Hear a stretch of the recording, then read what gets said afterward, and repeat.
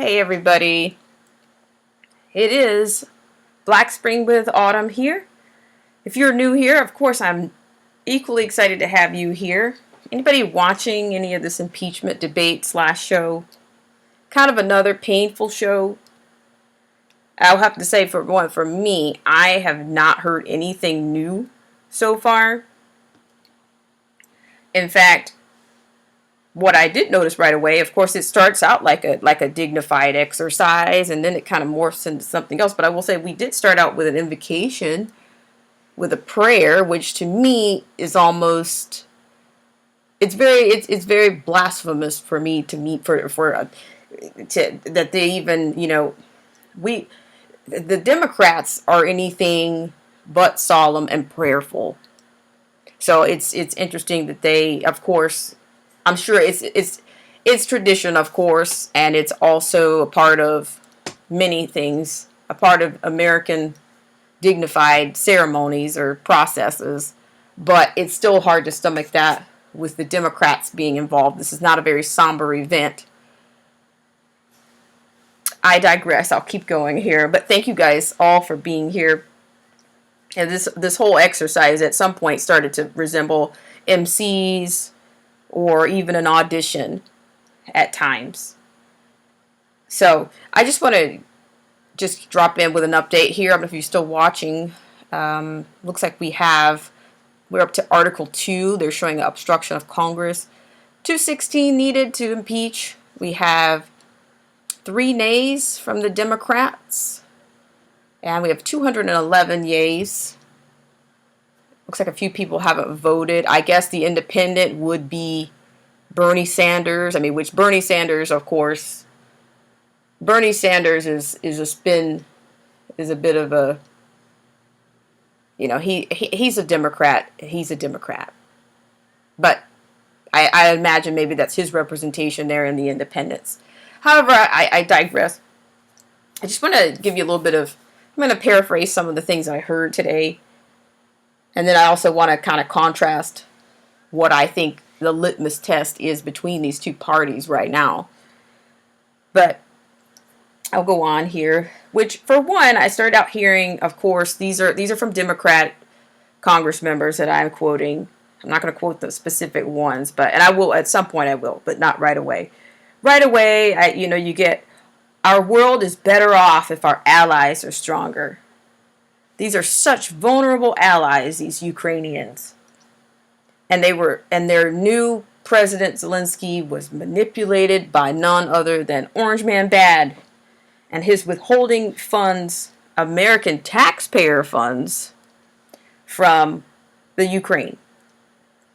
And then of course they go on and on to talk about, they talk about, there's a lot of virtue signaling that just continues, where of course enters Maxine Waters and other members of the Congressional Black Caucus coming on signaling, oh, mothers and fathers have sacrificed and we could foresee in advance how bad Orange Man is and we cannot let him destroy our democracy. And, democracy was something that I heard so many times I thought I was going to, it was dismal.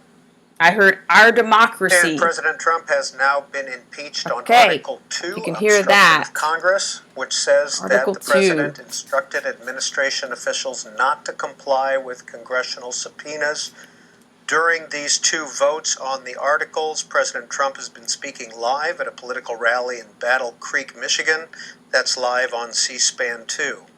And in an unusual break from their usual process, Craig Kaplan. Okay, so I will stop there and I will continue. So you did hear that President Trump has been impeached up until that point, all the way up into Article 2, that the Congress have approved the obstruction of Congress. The first was abuse of power. So I'll continue where I left off.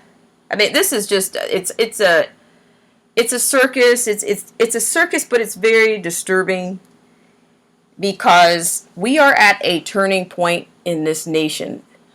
No matter which conviction you have or what you thought you had, it's a turning point. But more than that, I do unfortunately believe that the globalists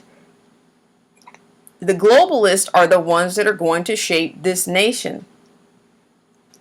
They are going to be the ones, they're trying to be the dominant force behind the way this nation is run. And the way our taxpayers, our American taxpayers, the way our money is spent. I will continue, and I'll come back to those things in just a second. But of course, you had a lot of virtue signaling, and then I just want to go over to the Republican side. These are just my comments from today, from what I sat through. Of course, I heard them quote, the Republicans quote, that this is a constitutional republic, which it is. And then, of course, I heard another congressman on the right say, well, this was one of the first quotes. He referenced what history will say about this exercise. And then I thought, well, it doesn't really matter what the truth is, because Democrats are not dealing with the truth. They're not dealing with the truth. And then when you talk about history, the Democrats, the liberals, are the reason that most of the propaganda education has been widespread as it is.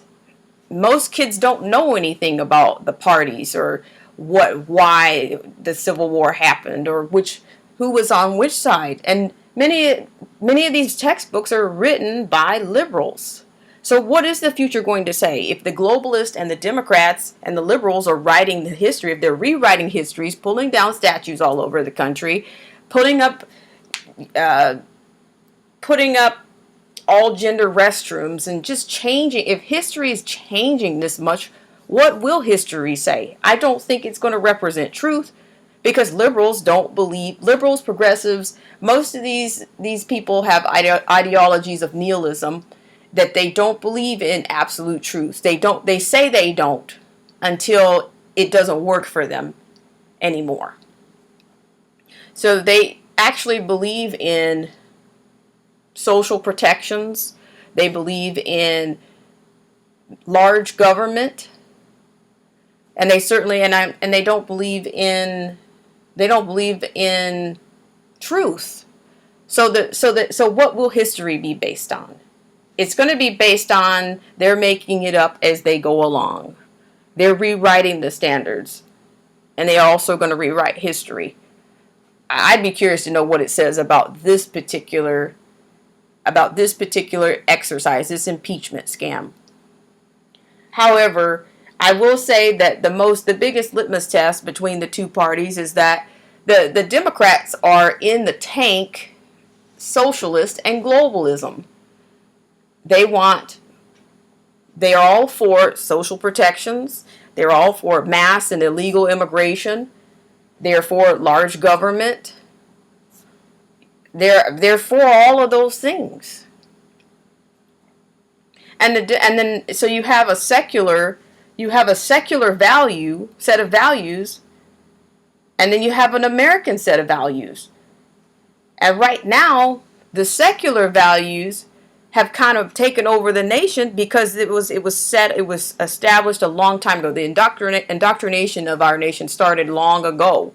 I mean, when you go back to even the 60s, you had the cultural Marxism, and that started with the Frankfurt School.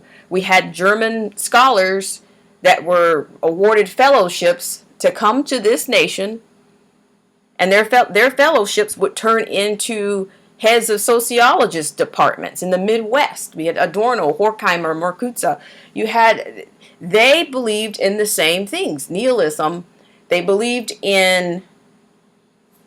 started the departments of Chicano studies, African American studies, women's studies. They started all of these social breakdowns, deconstructing everything. They had a critical theory that they didn't believe in standards. They didn't believe in this. They didn't believe in the value of marriage or social constructs. Marriage, getting a job, all of those things it didn't mean anything. That was a part of their critical theory. On top of that, I can go just briefly into the African American community and say, hey, that's where the black liberation theories came from. If you guys remember Jeremiah Wright, he's of that school. He was with the Holy O. You know, he was his right hand minister until he decided to distance himself from him. So yeah, the liberation theories and the contempt that he conveyed for the country, for America. So there again, so I'm saying right now, you know, we are at a turning point. And I mean, maybe the answer is that we shouldn't, you know, the American taxpayers, where in the Constitution, can somebody tell me where in the Constitution that it says that we, the people, they are allowed to take American funds and just distribute them amongst the whole world? Did they ask anybody that they could do that? I mean, they didn't ask me. I mean, that's big government, is foreign entanglements. So why are we still, it's not World War II anymore. And that's why President Trump's argument for the obsolescence of those particular organizations, NATO and the UN. We are subsidizing Europe. We are subsidizing all of these nations. It's socialism. We've already been duped by socialism for decades now. So this was just a little drop in. I was just dropping in with an update. Let me know what you think in the comments. I was happy to have you guys here for such a brief time. And hang in there. Stay safe out there. And hopefully we will all grow and we will get through this together, and that we will get through it stronger as Americans. And I'd like to thank you again. And I'll see you next time for Black Spring with Autumn.